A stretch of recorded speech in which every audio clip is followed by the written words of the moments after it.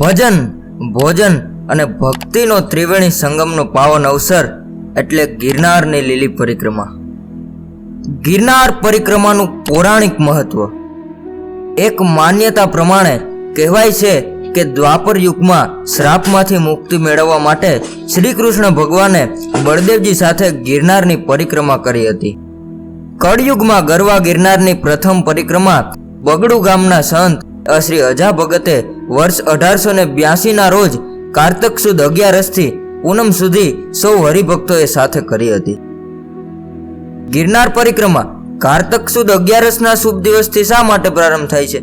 ભગવાન વિષ્ણુ અષાઢ માસની એકાદશીથી 4 માસ માટે ગાઢ નિંદ્રામાં પોઢી જાય છે અને કારતક સુદ દેવ ઉઠી એકાદશીના દિવસે જાગે છે, જેથી આ શુભ દિવસથી ગિરનારની પરિક્રમા કરવાનું અનેરું મહત્વ છે.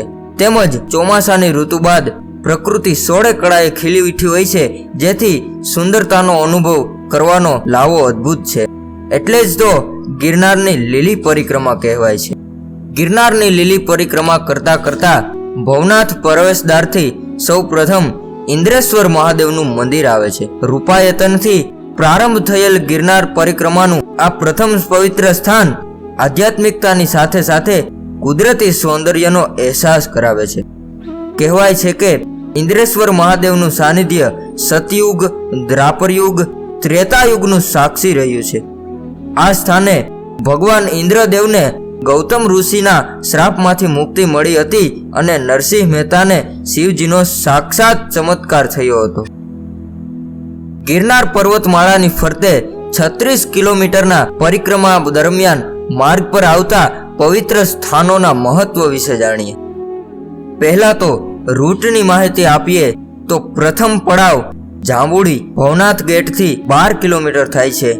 બીજો પડાવ છે સરકડિયા હનુમાન, જે ત્યાંથી 8 કિલોમીટર થાય છે. ત્રીજો પડાવ છે બોરદેવી, જે ત્યાંથી 8 કિલોમીટર થાય છે. ચોથો પડાવ છે ભવનાથ તળેટી અને ત્યાંથી પરિક્રમા પૂર્ણ થાય છે અને તે પણ ત્યાંથી 8 કિલોમીટર થાય છે. એટલે કે આ પરિક્રમાનો ટોટલ રૂટ 36 કિલોમીટર થાય છે. ભવનાથ પ્રવેશદ્વાર થઈને સૌપ્રથમ ઈટવા ઘોડી આવે છે, ત્યારબાદ ઇન્દ્રેશ્વર મહાદેવનું મંદિર આવે છે, ત્યારબાદ પ્રથમ પડાવ એટલે કે જાંબુડી આવે છે, તેના પછી ઝીણા બાવાની મઢી આવે છે, તેના પછી સરકડિયા ઘોડી આવે છે અને બીજો પડાવ સરકડિયા આવે છે. ત્યારબાદ માળવેલા ઘોડી આવે છે, માળવેલો આવે છે, ત્યારબાદ સૂરજકુંડ આવે છે, ત્યારબાદ નળ પાણીની ઘોડી આવે છે અને ત્રીજો પડાવ બોરદેવી આવે છે. એમ થતા થતા આ પરિક્રમા સમાપ્ત થાય છે અને ચોથો પડાવ ભવનાથનો આવે છે. હવે આપણે સરકડિયા હનુમાન વિશે વાત કરીએ તો અતિ પૌરાણિક આ જગ્યામાં અખંડ ધૂણો તેમજ ખૂબ જ ઘેઘૂર વડલાની નીચે પ્રભાવશાળી વિશ્વાળ સ્વયંભૂ હનુમાનજી મહારાજ બિરાજમાન છે.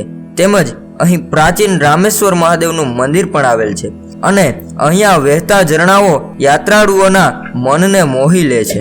ત્યારબાદ જો ઝીણા બાવાની મઢીની વાત કરીએ તો ગિરનાર પરિક્રમાનો પ્રથમ વિસામો એટલે ઝીણા બાવાની મઢી. સંત શ્રી ઝીણા બાવાની અતિ પવિત્ર સમાધિ સ્થાનના દર્શન કરીને ભક્તો ધન્યતા અનુભવે છે. પળભરમાં ભક્તોને થાક ઉતરે છે અને પરમ શાંતિની અનુભૂતિ થાય છે. કહેવાય છે કે ઝીણા બાવા ઝીણું રૂપ ધારણ કરીને ચલમમાંથી આરપાર થઈ જતા હતા. તો ભજન, ભોજન અને ભક્તિના ત્રિવેણી સંગમનો પાવન અવસર એટલે આ ગિરનારની લીલી પરિક્રમા.